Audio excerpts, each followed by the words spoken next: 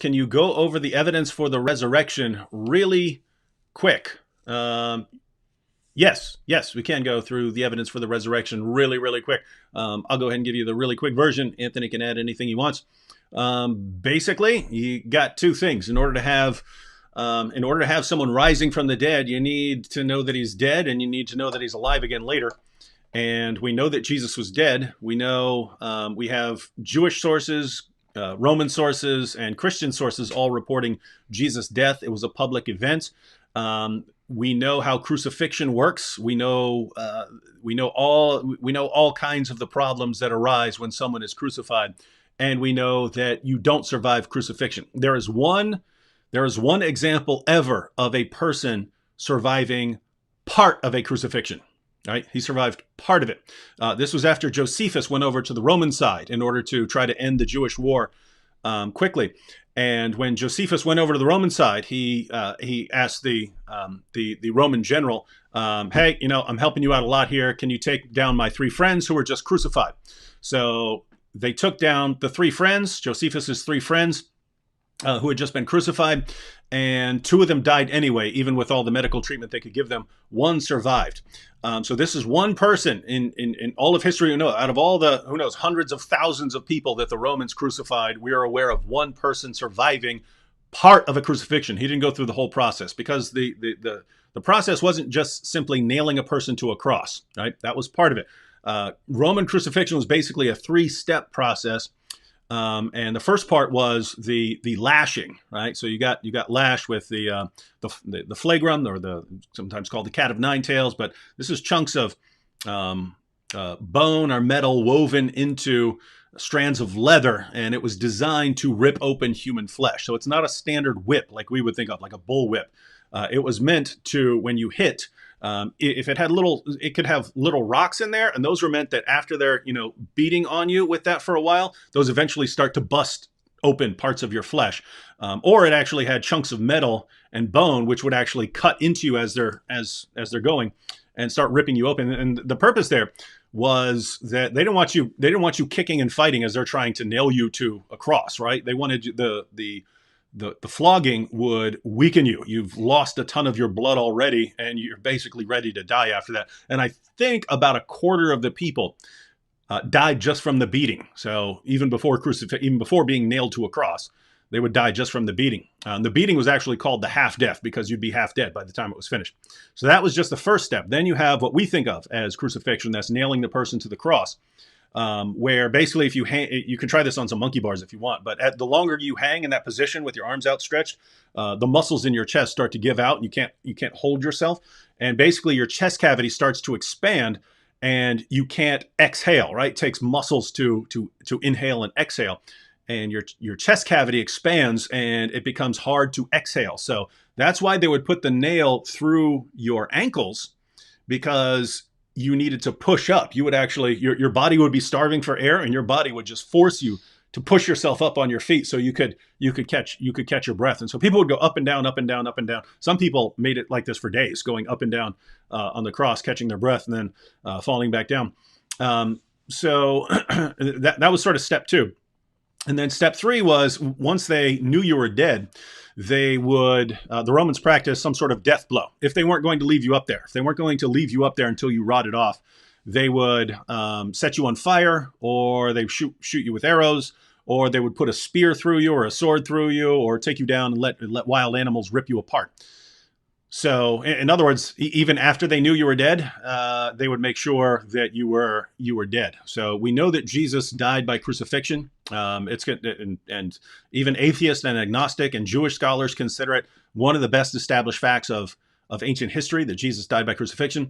So if that were it, Jesus would just be one amongst many other crucifixion victims over the centuries of the Roman Empire. But shortly after Jesus' death, his followers began claiming that he had appeared to them risen from the dead. Now, there are all sorts of lines of evidence you can go with here. You could talk about the empty tomb and how we know that his tomb came up empty and so on. The thing that really made me start wondering about the resurrection was that his followers became convinced that he had appeared to them risen from the dead.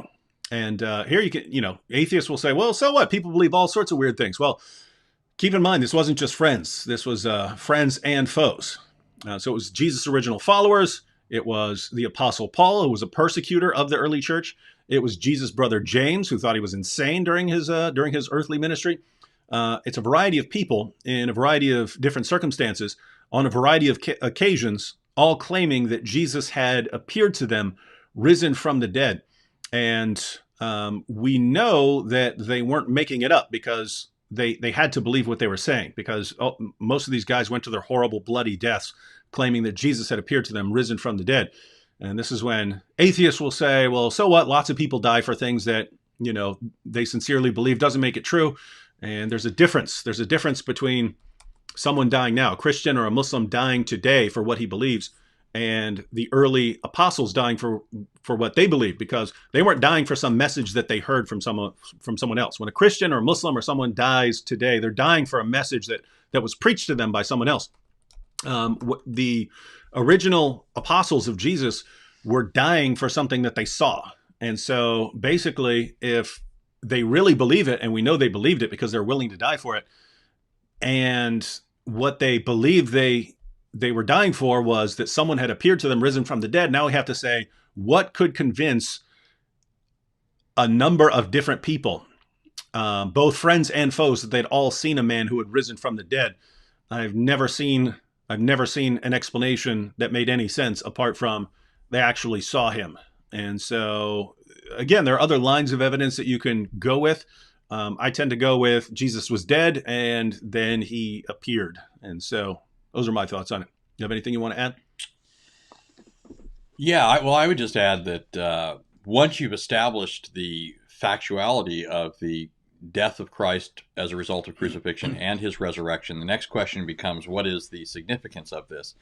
And it's interesting that even though the Jews did not at first recognize the import of certain Old Testament passages, right, predictions about Christ, not only his death, but his resurrection, when you look back in the Old Testament, you do, in fact, you see evidence of this, right? You see the psalmist constantly crying out to God as though he's in great pain and suffering agony beyond what was normal, that ultimately terminates in death. And yet the same psalmist then turns right around and speaks in confident triumph over death. You have examples of this in Psalm 16, Psalm 22, Isaiah 53, where the person speaking is describing his horrific sufferings, and yet he's a righteous person. He doesn't deserve to die, and it doesn't ultimately end in death, although death happens along the way, right? He's viewed as ultimately being alive afterwards, which we now recognize are passages predicting the resurrection of Christ. But so when we look back in these passages in light of the event itself, we can see the theological significance of what Christ was doing, namely dying for sins and rising again as evidence that he had paid the penalty for sin. That's why death couldn't keep its hold on him, both because of who he was and also because the very grounds for the penalty had been removed by virtue of his death. And then ultimately, that's something that is of benefit to us, right? He in Isaiah 53, it talks about the righteous one, my servant, justifying the many, right? By virtue of his death for sinners, it says he will see the light of life, and through his righteousness, many people will be justified. The gospel is not just that Christ died and that he rose, it's that he died for our sins and rose again for our justification. And so historically, we know that Christ died and was later reported alive. Biblically, we know the significance of this.